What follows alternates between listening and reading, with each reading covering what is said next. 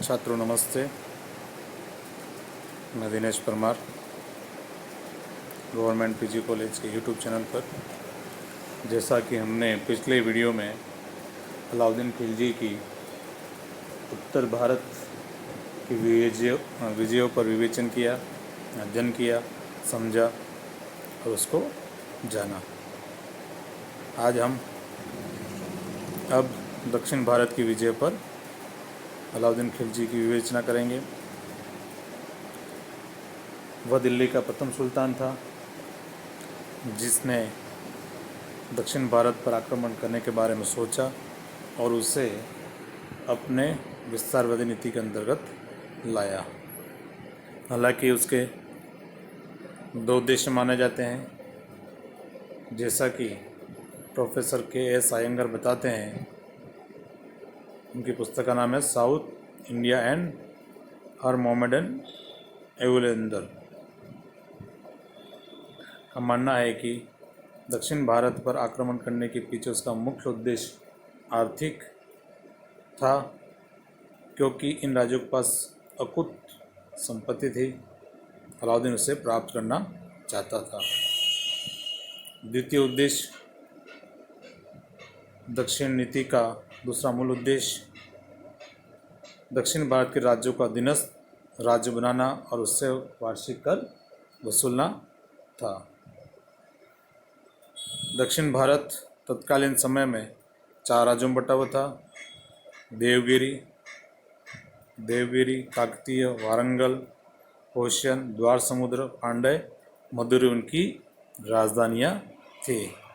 दक्षिण भारत के इन सभी राज्यों के विरुद्ध अलाउद्दीन ने आक्रमण किया। इसके प्रमुख सेनापति मलिक काफूर के नेतृत्व में सैनिक अभियान भेजे गए। उसका पहला आक्रमण 1307 में देवगिरी पर हुआ। मलिक काफूर द्वारा युद्ध में पराजित होने के बाद देवगिरी के शासक रामचंद्र देव ने अपना संपूर्ण राजकोष उसे सौंप दिया। अलाउद्दीन खिलजी का दीनता स्वीकार कर ली। तब काफूर ने उसका राज्य उसे वापस लौटा दिया।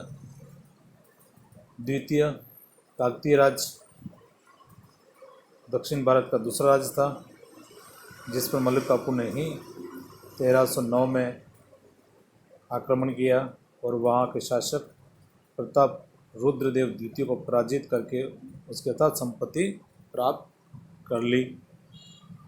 उसने भी अलाउद्दीन की अधीनता स्वीकार कर ली। उसे भी पुनः लौटा दिया गया राज्य।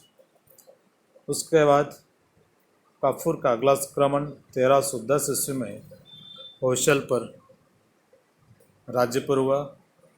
वहाँ के शासक वीर बल्लाल तृतीय को पराजित करके खिलजी के पराजित होने के पश्चात उसने खिलजी की अधीनता स्वीकार कर ली।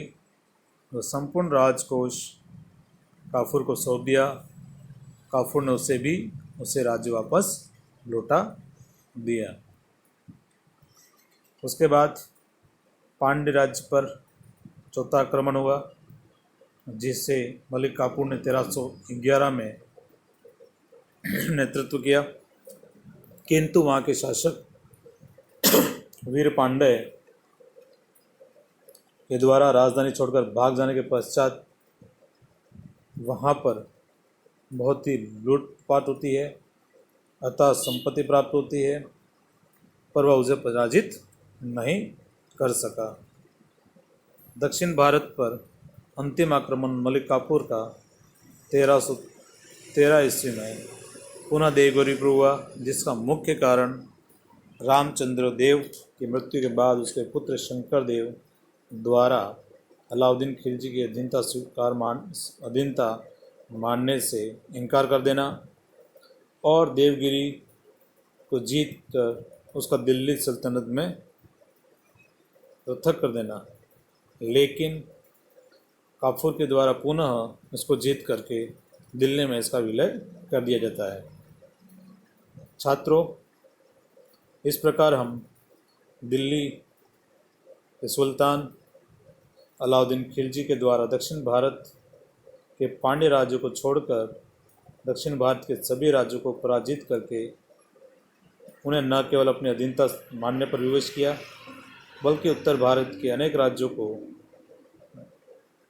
जीतकर दिल्ली सल्तनत में मिलाया। उत्तर भारत के राज्यों को मिला, उसी प्रकार दक्षिण भारत के देवगिरी को भी अपने में मिला लिया।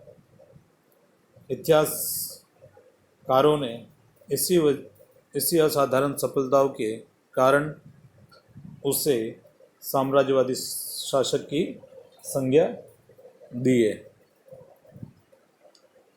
दक्षिण भारत की नीति की इतिहासकारों ने आलोचनात्मक विवेचना भी की है, जिसका हम नेक्स्ट वीडियो में अध्ययन करेंगे। धन्यवाद।